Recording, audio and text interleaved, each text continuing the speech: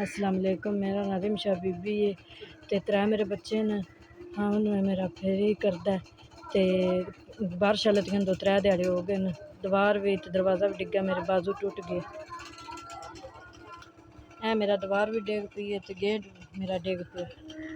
Gate भी ते दीवार भी मेरे बाजू उत्ते डिग्गी है ते बाजू मेरा टुट गया। खावन मेरा फेरी लांदा, बारिशां दी वजह तो कोई नहीं होना कम काज भी। बच्चों का खाण पीण भी कोनी ते हत्थ भी टुट गया ते इहदी भी दवाई शवाई कोनी पिलैंदी। बंदे आदे न जाके विखा है, बाजू हड्डी टुट गई, अंदरों गल गया तो मेरे को इतना नहीं जितना मैं जाके करा लवां, अपनी दवाई शवाई कर लवां। बच्चे भी भुक्खे नवाने बैठे। अल्लाह दी ज़ात करे कोई जा जावे चलो अन्ना दवाई तो मैं बच्चों का भी राशन ले लवां ते अपने हत्थे का भी कोई इलाज कर लवां। 1 2 3 4 5 बड़ी बड़ी मेहरबानी। 5000 रुपया तुहाडा आ गया। मेरी बांह टुटी, चलो इलाज कुछ करे सा, कुछ राशन ले ले, सब भला होवे। अल्लाह पाक तंदुरुस्ती देवे, अल्लाह सेहत देवे, अल्लाह पाक तुहानू कामयाबियां देवे, अल्लाह पाक सुख देवे, अल्लाह तंदुरुस्ती सेहत देवे। जिन्हें गल छड्डन चो इलाज करा ले सन और बच्चों राशन ले ले सन।